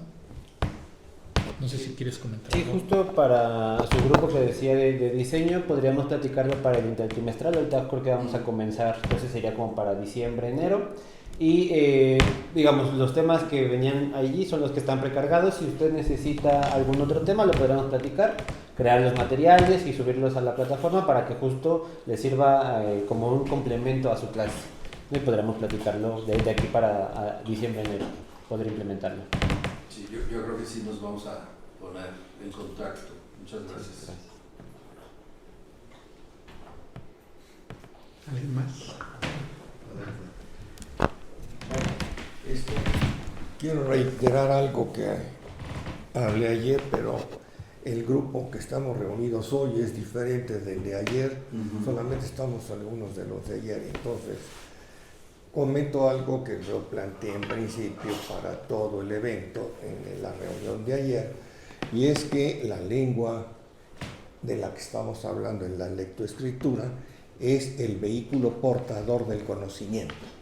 Y la función de las universidades, cuando menos desde el siglo XIII, desde la época de Tomás de Aquino y su maestro Alberto Magno, pues es la creación de una institución de conocimiento intensivo, hasta donde yo sé. Bueno, esto ha sido así y no ha cambiado. Afortunadamente, e incluso se ha incrementado, pero no solamente es eso, sino que se ha complicado. Se ha hecho una segunda etapa, porque no solamente estamos hablando del conocimiento y la producción del conocimiento a nivel intensivo, sino que además estamos avanzando hacia el aprendizaje, que es un segundo momento. Entonces, en este caso, que estábamos viendo por ahí algo en esta última ponencia sobre el aprendizaje, y eso me parece muy bien. Hay mecanismos de aprendizaje, pero para eso hace falta tomar en cuenta lo que pasa en el cerebro en el aprendizaje. En ese aspecto, Piaget fue un buen precursor. No hay que olvidar que Piaget era biólogo, no era filósofo, y de ahí derivó a la epistemología. Pero el problema es que Piaget no tenía todavía los instrumentos de investigación, ¿no? De ninguna manera, pero sí podía asociar. Y entonces él mencionaba eso, que a partir de sus experimentos, sobre todo con niños y adolescentes, las funciones lógicas más complejas solamente se podían desarrollar a partir de los 15 años. Hablo de la deducción. Eso sí lo estableció muy bien, y decía que en algunas poblaciones francófonas campesinas, como en Quebec, lo desarrollaban más tardíamente. Eso viene en su texto. Entonces, me inquieta algo más, porque en algún momento trabajé también en el Instituto Mexicano de la Audición y el Lenguaje. Soy etnólogo, antropólogo etnólogo, y he trabajado sobre todo en temas de metodología de la investigación en este campo. Entonces, me enteré en este instituto que a oír también se aprende. Y entonces, ahí en el instituto de la audición y el lenguaje, llegan niños con problemas de audición e incluso niños sordos de nacimiento, para los cuales se prescribe un implante cerebral. Supongo que está en el cerebro o estará en alguna parte del oído interno, no lo sé. Pero los niños a los que les ponen esto tienen que tener menos de 4 años para que puedan ir creando o construyendo en el cerebro, no sé en qué parte, el mecanismo de la audición. De modo que, Si llega un niño, y yo vi en este caso unos hermanitos que llegaron a pedir este implante, uno de 4, uno de 6 y uno de 8, a los de 4 le dijeron sí, es candidato al implante, y al de 8 le dijeron no, ya no, porque aunque le pongamos el implante, ya no va a poder decodificar el sonido para identificar el habla, menos la lengua, por supuesto, por la edad. En este caso, híjole, yo me he encontrado alumnos que digo, no tendrán algo de esto entre lo que dice Piaget en la creación de circuitos neuronales para el desarrollo de la lógica más complicada. Complicada de Piaget era el silogismo, ¿no? Estaba hablando de ese tipo de lógica. Ahora, no digo solamente de lo que se oye y se decodifica en la audición para el habla. Vinculo a Lévi-Strauss, me lo saco de la manga. Lévi-Strauss decía, tenemos 3 niveles de trabajo: lengua, habla y discurso. En el caso de la universidad toda, pues tenemos la lengua como elemento fundamental en este contexto nuestro, que es la lengua española, y nuestro vehículo es el español para transmitir conocimiento en general. Pero cuando estamos con los alumnos es el habla, y aquí tiene un elemento o una importancia fundamental, la audición. Entonces, que lo puedan oír no significa que lo puedan decodificar, ¿no? La decodificación es un problema de hermenéutica. ¿Pueden realmente decodificar cualquier cosa que oigan hablada? Yo creo que no. Y eso es algo que se va construyendo, supongo, a lo largo de la licenciatura, y a la vez que se crea, como platicaba ayer una compañera que hoy no vino, de la creación de una identidad. Porque por la edad de los muchachos están haciendo las dos cosas al mismo tiempo. Pero es que tienen que trabajar eso también, no solamente con una lengua a través del habla, es que además tienen que trabajar con discurso. Y ahí es donde dicen, la puerca tuerce el rabo. ¿Por qué? Porque es mucho más complicado trabajar con el discurso. ¿Y por qué metemos ese elemento en la universidad? Porque es a través del discurso donde se adquiere una capacidad y un aprendizaje profesional. Si alguien quiere comentar.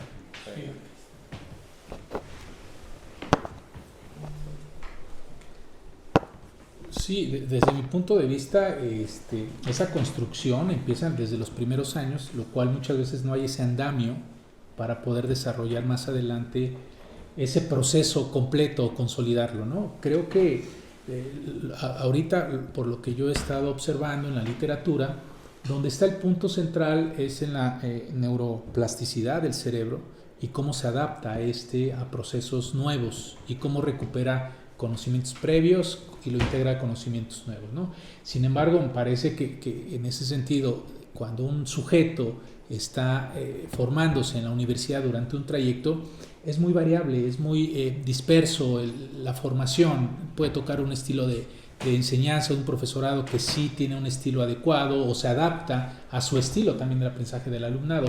Sin embargo, creo que hay un faltante muy importante, que muchos profesores, en el caso creo que de esta área, pues la mayoría de los profesores tienen esa formación didáctica para poder enseñar el discurso, para poder formar en ese lenguaje, en esa codificación. Sin embargo, muchos profesores no lo tienen, y entonces ahí hay un desfase muy importante y salen con deficiencias muy muy grandes, incluso hasta posgrado. Yo asesoro a gente de posgrado, de repente ves su escritura, su acentuación, su comprensión, y ahí es donde hay una ruptura. Creo que hay una doble ruptura, por una parte del alumnado, pero por otra parte del profesorado. ¿Qué es lo que hemos estado haciendo cuando llega un alumno de nivel medio superior con deficiencias?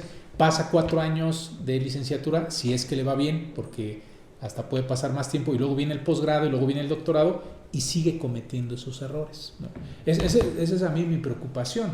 Entonces yo creo que herramientas tecnológicas que ayuden a complementar estos procesos pues serán buenas para ir sumando, ¿verdad? Pero me parece que que la profundidad del problema es muy aguda, de tal manera que se tendría que hacer prácticamente una reforma de la educación, ¿no? Como en otros países sucede, que desde los niveles básicos los profesores más habilitados, que tienen doctorado, que tienen especializaciones, son los que están dando educación básica, no hasta posgrado, ¿no? Sino desde ahí. Me parece que ahí hay un área de reflexión importante.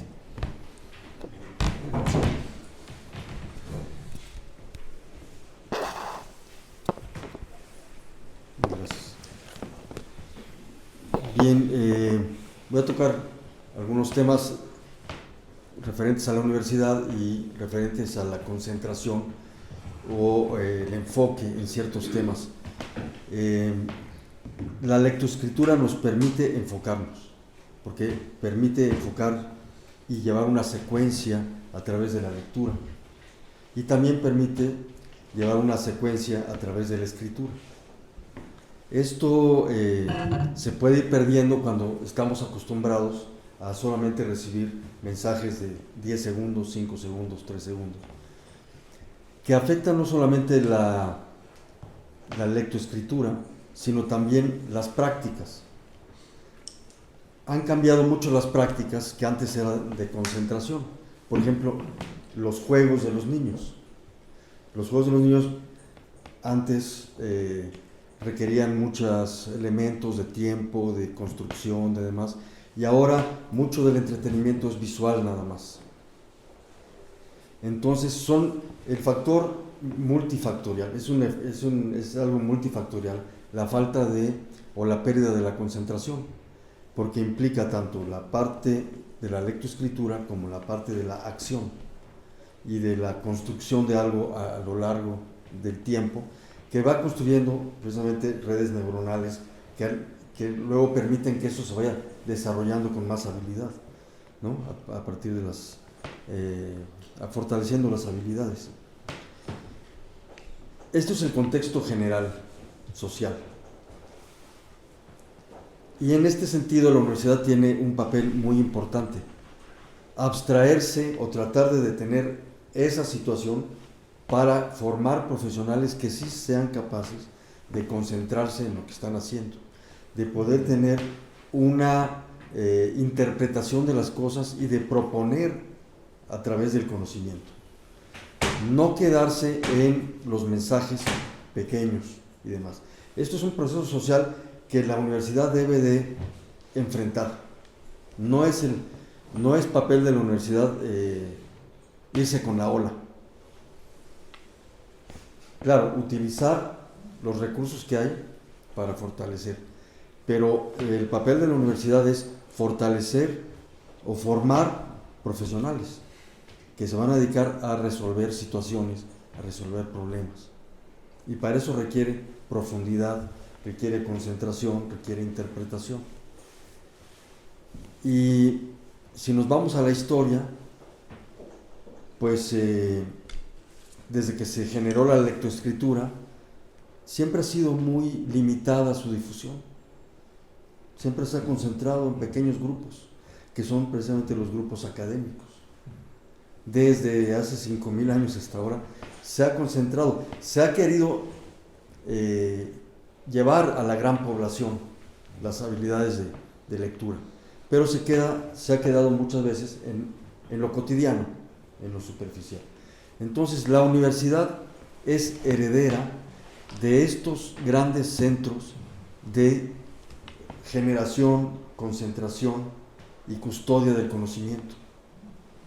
Eso no se debe de perder, y un requisito para desarrollarse en la universidad es profundizar realmente, profundizar en lo que se está haciendo, y entonces hay que trascender los mensajes de 3 minutos, de 5 minutos, hay que utilizarlos, pero hay que ir mucho más allá.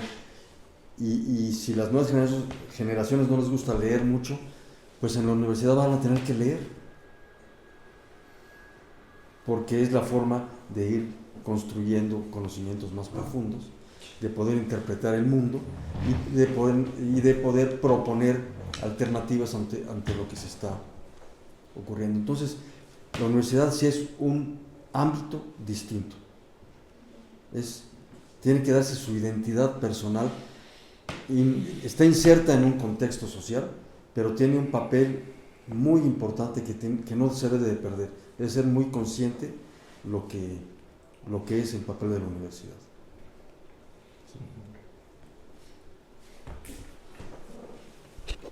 ¿Alguien quiere agregar algo?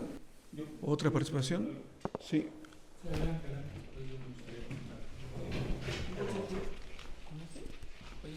Ya está activado, entiendo. Yo tengo una pregunta para Ixchel. Mencionabas el tema de los memes. Yo creo que todos en esta sala en algún momento hemos visto memes. Mencionabas cómo transmiten información, cómo es que pues llegan a transmitir cierto conocimiento. Sin embargo, creo que los memes también son algo peligrosos. Y quiero explicar esto porque muchas veces están cargados de una crítica social o cierto contexto. Entonces, yo me preguntaría, ¿cómo evitamos este tipo de desinformación hacia los memes? Porque es muy fácil llevarse por un meme o por una imagen y no investigar más allá. Y con base en eso, pues construimos cierta idea. Entonces, ¿cómo evitar esa desinformación? Y cómo evitar que realmente sea una crítica que tenga una posición neutral, que no nos lleve a cierta, pues a cierto lado, ¿no? Que no esté cargado de esa crítica. Sí. Bueno, gracias por la pregunta. Bien, cuando hago énfasis del contenido visual en redes sociales, sabemos que tienen diferentes capas de contextos y de información. Estamos hablando tanto de un contexto social como todo lo demás que engloba este contenido, a veces audiovisual, como la música. Todo tiene un mensaje dentro de este contenido, a veces viralizado en las redes sociales.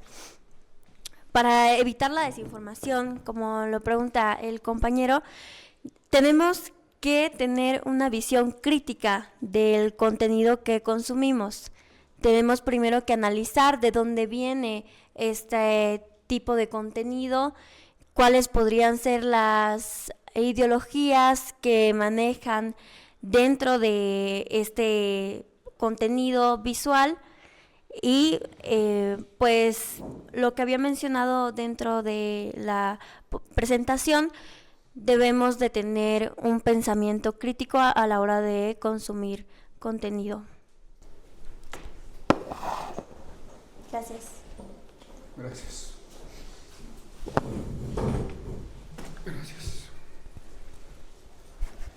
Sí, me parece súper importante la parte de la identidad.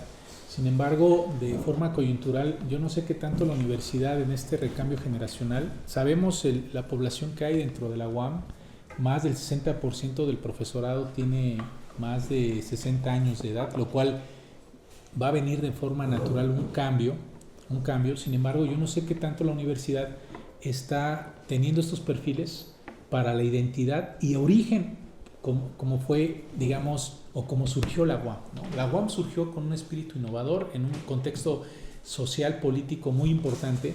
Sin embargo, yo no estoy tan seguro qué tanto este cambio generacional nos está llevando a esta identidad, porque la identidad tiene que ver con la función de la docencia, es decir, un docente con identidad va a reflejar eso también en sus alumnos, ¿no?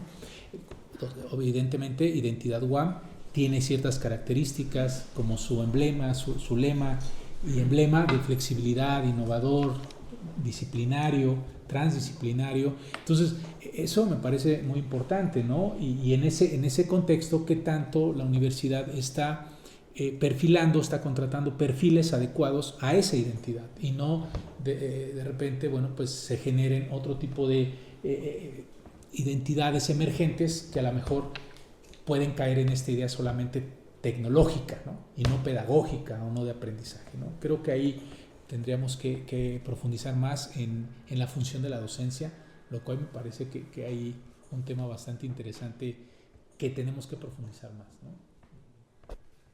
No sé si...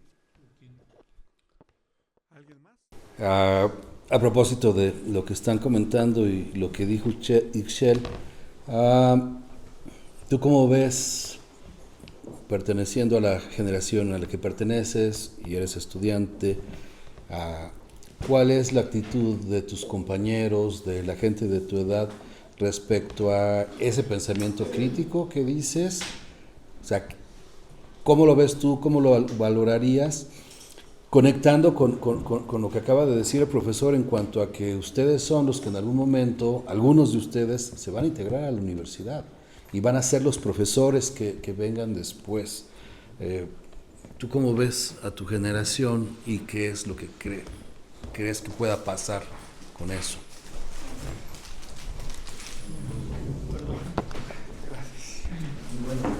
Gracias.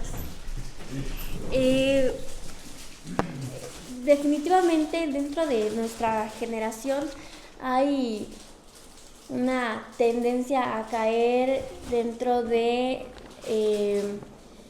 toda esta parte mala que tiene la era digital, y justo como lo mencionaba el compañero, a veces o muchas veces caemos dentro de las trampas de las redes sociales, dentro de toda esta información falsa que embriaga toda el contenido audiovisual que se encuentra, y somos presa muy fácil precisamente porque no hemos desarrollado totalmente un pensamiento crítico, y pues como tal creo que a veces no conocemos la lectoescritura, ¿no? Entonces, relacionándolo también con lo que mencionaban, el saber escuchar, el saber oír, decodificar esta información es algo que nos hace falta muchísimo como generación, y es preocupante en el aspecto de lo que usted comentaba hace un momento. Nosotros, siendo la generación que va a venir después, si en este momento estamos localizando puntos rojos dentro de otras generaciones más grandes que nosotros, nuestra generación, yo creo que va a aumentar en un porcentaje bastante grande, porque es muy frecuente localizar compañeros que no conocen el pensamiento crítico, y es algo muy evidente. Yo creo que como ustedes mencionan, como han visto alumnos, de la misma manera nosotros localizamos compañeros que sorprenden, ¿no?, el tipo de opiniones o comentarios que se llegan a tener. Entonces yo sí lo veo preocupante desde la posición de ser un integrante de esta generación, y realmente de parte, por ejemplo, mía, en lo que estamos apoyando y valorizando en la lectoescritura es tratando de llevarla a niños en escuelas primarias, que es a lo que se dedica la fundación que presido. Entonces, creo también que podemos hacer mucho desde donde estemos nosotros. Podemos seguir ayudando a las generaciones que vienen. Si es que ya no podemos ayudar en las que estamos, sí a las que vienen. Gracias. Sí, yo quisiera comentar algo al respecto. Creo que, como decía la compañera, el peligro está en que no hay pensamiento crítico, ¿no? Y digamos, como docentes, como profesorado, creo que nos toca justo evitar esa ruptura entre el mundo exterior, que no es el académico, y el mundo académico. Y justo hacer una didáctica, pues una pedagogía en la que integremos estas cosas. Y creo que, por ejemplo, estos dispositivos, estas herramientas nos permiten darle la vuelta a cómo había sido la educación, ¿no? Durante gran parte de la historia era una educación deficitaria en la que el catedrático tenía la información e iba a transmitirla al alumnado, ¿no? Se ha visto que no en todos los casos funciona, solo en ciertos, digamos, cerebros, por decirlo de alguna manera.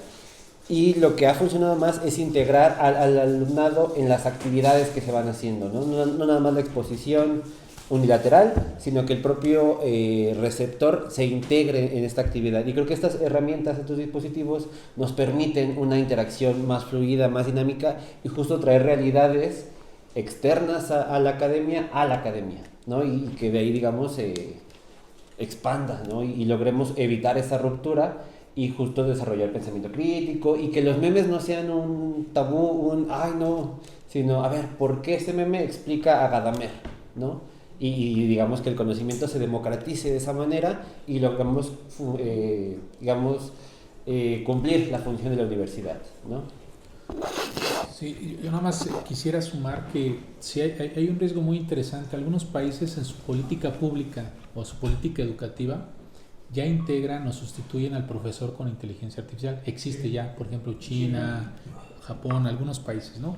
Pero vemos otros casos de, por ejemplo, Singapur, algunos países europeos, lo que hacen es sí utilizar la tecnología, pero sobre todo preparar de manera profesionalizante a su profesorado desde los niveles básicos. La formación es un punto muy importante y los ubican en los primeros niveles, pero además generan metodologías mucho más ágiles, más didácticas, y eso es lo que en realidad, lo que creo que en América Latina, el bloque latinoamericano, el pensamiento latinoamericano, requiere de una pedagogía emergente a la existente, es decir, ir retomando la pedagogía que nos ha funcionado, Vygotsky, Piaget, Brunner, Dewey, a partir de esos andamios, pero sumar los nuevos hallazgos en neurociencias. Por ejemplo, ahora el tema es que si no hay emoción, no hay aprendizaje, ¿no? En toda la parte de neurociencias. Entonces yo creo que necesitamos una discusión profunda en Latinoamérica y no seguir simplemente las tendencias tecnológicas o de pensamiento, sino generar, pero ese proceso no se ha hecho. Y sucede, y va a suceder lo mismo con la inteligencia artificial.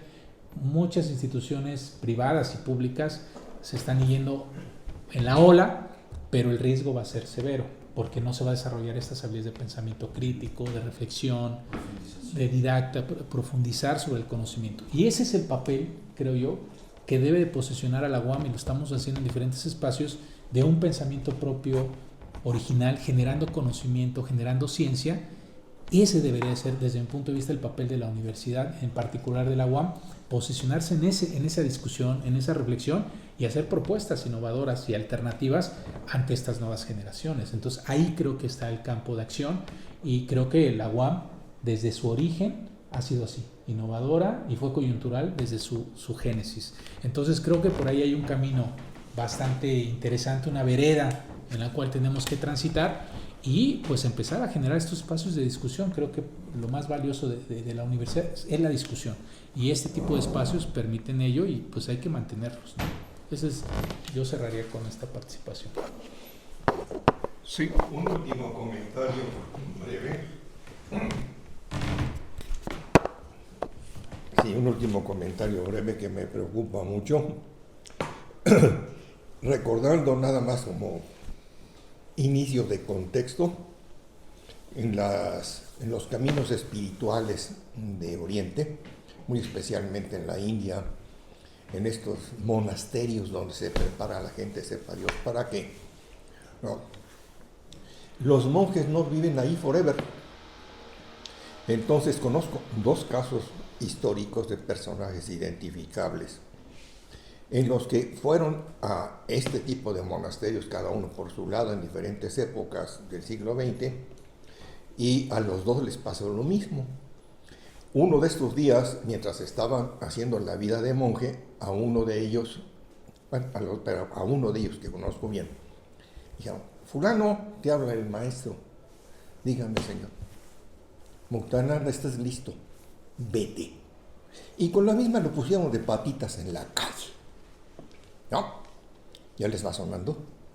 Ahora acá se institucionalizó. Y entonces hacemos un examen de grado, le damos al alumno un certificado y le decimos: ¿estás listo? Vete. ¿Y ahora qué? No sé. ¿No? Si no tienes una identidad bien construida y una capacidad, no te queda más que suicidarte. Eso es lo que hacen en Japón. ¿Y acá qué? No sé. Yo creo, para mí el tránsito fue muy fácil, porque estaba en la escuela de antropología y trabajaba en el Museo de Antropología. Y en esa época el Museo de Antropología, la escuela estaba dentro del museo. Una cosita de este tamaño. Un museo es un centro de investigación, no es solamente un centro de exhibición. Ahí estaba trabajando y en algún momento, sobre todo cuando terminé la maestría, me dijeron, Juan, ¿estás listo? Vete. ¿Y ahora qué? En ese momento abrieron la UAM y abría una carrera aquí de mi especialidad. Vine y me aceptaron el mismo día. Nunca se había visto, nunca lo había visto. Me aceptaron el mismo día y me dijeron, pase a firmar su plaza. ¿Plaza? Sí. Plaza definitiva para los que son profesores de acá. Tengo un papelito gris que ustedes seguramente no tienen y que dice propietario de la plaza fulana de tiempo completo. O sea, yo soy el dueño. Así como tienen los de, ¿cómo se llama? La SEP, que se lo pasan a sus hijos y a sus nietos, pues podría yo hacerlo. Desde luego, ahora, pues no me quiero ir y ya me están diciendo, Juan, ¿cuándo te vas? Sí, caray. Qué preocupados están por mi bienestar. No, lo que quieren es mi plaza, ¿no? ¿Alguno de ustedes ha visto alguna vez un papelito gris? ¿No? Un día se los traigo para que lo vean. Sí, el papelito gris famoso. Bueno, entonces institucionalizamos lo mismo que estaba de manera económica o informal en el Oriente. Y la verdad es que a mí sí me preocupa un poco. ¿Por qué? Pues porque yo soy, como profesor, formador de todos aquellos a los que les decimos, ¿estás listo? Vete. ¿De veras está listo? Entiendo que les dé angustia. En algún momento al maestro que nos formó, el profesor Cámara Barbachano de grata memoria, nos formó como a 35, me acuerdo bien, 35 de sus estudiantes en el museo. Y entonces le decía, maestro, fíjese que ahora que ya me gradué y estoy trabajando y lo que quiera, tengo muy pocos estudiantes o alumnos que hayan seguido mis ideas. De hecho, son 5 nada más. Me dice, uy, Juan Arias, pues ya vas de gane. Yo no tengo ninguno y tengo más de 35 años de servicio. Ah, caray, la cosa está grave. Bueno, aquí ya llevo casi 51 años de servicio para los que no me conozcan. Voy a cumplir en octubre 51 años. Soy la generación de los abuelos de los alumnos que están aquí. Bien, entonces, ¿qué se siente cuando los alumnos van saliendo y dicen, oye, tú de veras ayudaste a preparar este? Híjole, me da cosa ver a los egresados de medicina. ¿Por qué? Porque ahí la responsabilidad es que no hay para dónde hacerse, ¿verdad? Me refiero a Sergio porque los demás tal vez no lo conocen. Sergio es médico, egresado de acá. Le gusta cosas de historia antigua del Medio Oriente y ahorita a estas alturas es un buen especialista, pero es nuestro egresado, nos debe conocer a algunos, entre otros a su hermano. Y su hermano ha trabajado un montón de años como médico, ¿no? Le ha ido muy bien. Bueno, habrá curado a muchos. ¿Qué pasará con los sociólogos? Creo que Federico Novello hizo alguna vez un trabajo de investigación de los egresados de sociología. ¿A dónde andan? A lo mejor están manejando Uber. No tengo idea. Yo soy sociólogo. Y no tengo Uber. Pues igual yo digo, soy antropólogo y aquí estoy, ¿no? ¿Y qué haces? No sé, ¿no? Entonces, pues bueno, los demás compañeros que los veo muy jóvenes, pues todavía esta inquietud no les ha golpeado. Pero yo que ya voy de salida, pues sí me angustia bastante. A ustedes que están a la mitad, ¿quién sabe? El compañero que va empezando y los compañeros que apenas van saliendo del cascarón. ¿De veras están listos? ¿Los podemos poner en la calle y decirles, ¿estás listo, Betty? Gracias, está ahí inmediato. Bueno, muchas gracias. Supongo que ya no hay otra intervención. Pues ha sido una mesa muy rica en ideas, en reflexiones, en propuestas. Damos por terminada la mesa. Se les agradece las participaciones de los ponentes y también de las personas que están aquí escuchando. Muchas gracias por su amable presencia.